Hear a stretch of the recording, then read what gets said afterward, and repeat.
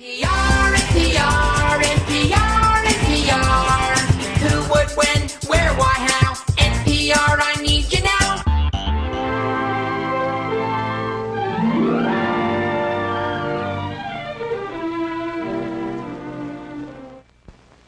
The art contributed more to man's progress than any other art. By means of printing, the fund of knowledge accumulated through the ages is available to everyone, rich and poor alike.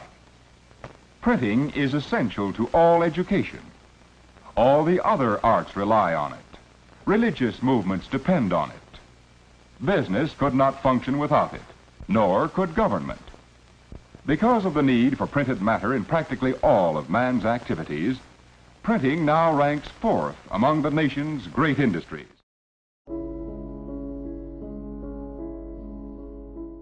This is Morning Edition from NPR News, circa 1649. I'm Fish and Chips, in for Salt and Vinegar. And I'm Mary Might. Let's get back now to our series, Assignment Worth 50% of Our Mark, 3 Revolutions and the Inspiration of Media Freedom. This morning, January 30th, 1649, the English Revolution and the development of media. Psychics are predicting that the death of Charles I will be recognized as the founding moment of liberalism. This event has given a new reliance on Parliament, as well as the military and political leader Oliver Cromwell. NPR's Tian Crumpet reports from the future perspective regarding this day in England. Tian? The signs of change are evident. The interest in currency matters have brought the people together. The fundamental equality is the equality of money. After the death of Charles I and the power surge of Oliver Cromwell, the strings of censorship have begun to untangle. Business need conversation across long distances, and the nationalization of politics has caused a craving of news information overshadowing the former gossip route. With free trade and ideas, the division of labor has caused a market society which requires free trade in the form of books and pamphlets. John Milton, Oliver Cromwell's secretary, is also part of this movement, expressing his ideas via poem. Our psychics foresee more change in 1688. William of Orange and Queen Mary II will take the throne, nevertheless be limited by the will of the Parliament. Our friend of this non-existent studio, Kate and Willie, explains. Here are the facts. No standing army unless Parliament agrees. No raising of money without Parliament's approval. No royal to lay down the law. No war without Parliament's consent.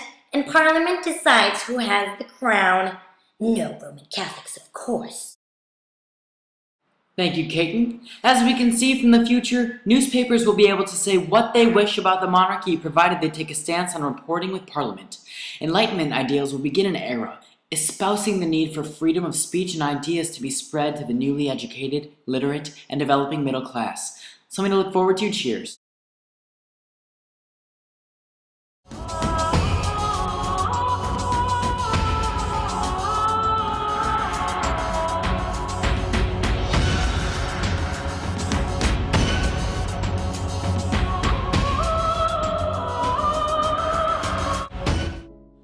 Thank you for sharing your lunch with us. This afternoon edition from NPR News is brought to you in the time of 1775.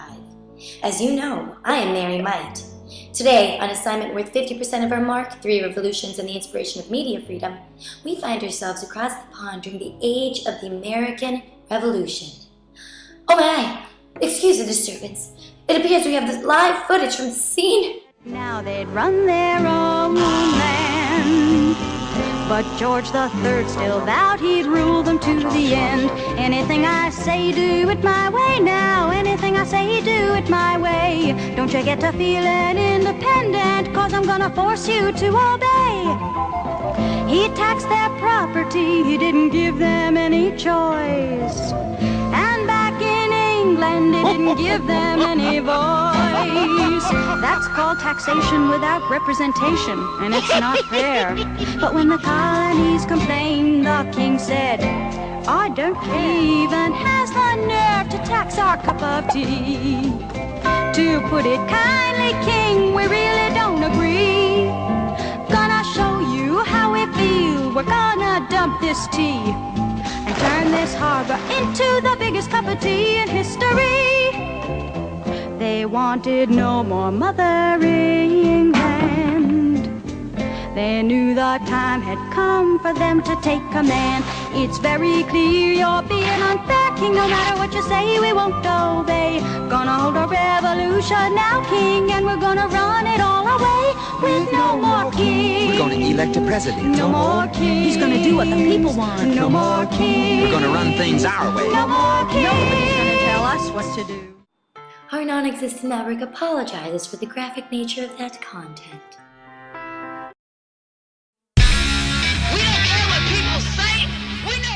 The eventual win of the Yankees and the loss of England, the American Bill of Rights forbid the regulation of speech, religion, or press, crucial for the existence of civil society. This, in turn, resulted in the following of individual self-interest in hopes of creating public wealth. The American civil society has henceforth become connected with the Republic. Joining us in the studio today is Thomas Paine, who offers further information on today's event. As one of the founding fathers of the United States of America and a participant in the American Revolution, I, Thomas Paine, had a great deal in influencing the liberal conception of media freedom. My pamphlets, Common Sense, which distributed among 3 million, and Rights of Man, which distributed between 100,000 and 200,000 copies in the first 3 years after publication, were a source of media and information attracting working-class people to politics. I personally see government as a necessary evil which sole aim is to restrain our vices, with the main purpose of protecting life, liberty, and property, but also the freedom of America as a British colony, particularly so that America could forge political and commercial relationships with the advancement of commerce. I see media as an integral part of free society, enhancing universal reason or collective mind of a nation's people. The prospect of liberty, not only of media, but speech, commerce, etc., inspired an articulation of idealism, aspiration, and natural rights. You are welcome. Cheers.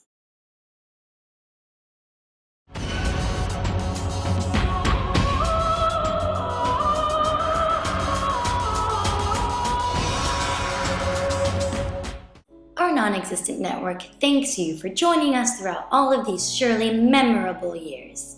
As always, I am Mary Knight. Now, on this evening edition of NPR News, we have traveled in time of liberty, equality, and fraternity. The French Revolution, 1789. Most taxes are paid by the Third Estate, a class that includes peasants, artisans, merchants, and professional men. The national treasury has been exhausted by the wars of Louis XIV, his extravagance, and that of his successors. The people have had enough after $250 million spent in aiding the American Revolution. With the meeting of the Estates General on May 5, 1789, the revolution has begun, with the Third Estate leading the way. Psychics say that nobility will be abolished, and France made a limited monarchy, with a one-house legislature. The immortal part of the document will be the Declaration of Rights of Man, summarized by Bloch and Maid. All men were born free with equal rights. All citizens have the right to take part in electing representatives to make the laws. Every person shall be free to speak, write, or print his opinions, provided he does not abuse his privilege. Amount of taxes which a person is called upon to pay shall be based on the amount of wealth that he possesses. The Declaration of the Rights of Man has come to be regarded as the charter of democracy. The equality of all men in the eyes of the law is its essence. Property is inviolable, for the chief supporters of the new order own property or desire to own it. Today, equality is the most important, as most French are willing to sacrifice their political liberty in exchange for it. We request that you join us in our special after-hours report, provided by Marmite, tar you can eat. Yeah.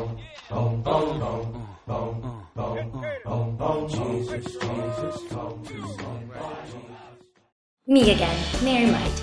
We can see that the Enlightenment taking place over the 16th and 17th centuries, in essence, connects the three revolutions. As a movement seeking to use reason as a way of reforming society, it birthed a social separation from the traditional obsession of religion, church, and God. All of the above has led to a diminished autocratic monarchical and church privileges and the rise of rationalization and secularization, liberalism, and democratic societies. This leading to the transition from a feudal into a capitalist system. Mass media is inseparably linked with social and economic flow of information and media which was needed so that the economic and political changes which affected the prices and movements of commodities could be reported and taken into account. From a political context, it could be assimilated to the libertarian theory that information is knowledge and knowledge is power, thus enabling individuals to realize their potential also could be used as a way of reasoning. Media was also used as a way of providing checks and balances on the executive and communicating the general will to the representatives in a democratic parliamentary society so that the legislation passed through Parliament reflected public opinion. After the revolutions, individuals did not have to seek permission from government officials to print information. Cheers! NPR, NPR, NPR, NPR. Who, what, when, where, why, how? NPR, I need you now. We thank you for listening to our extended edition of Assignment with 50% of our Mark, 3 Revolutions and the Inspiration of Media Freedom. We sincerely hope you paid attention.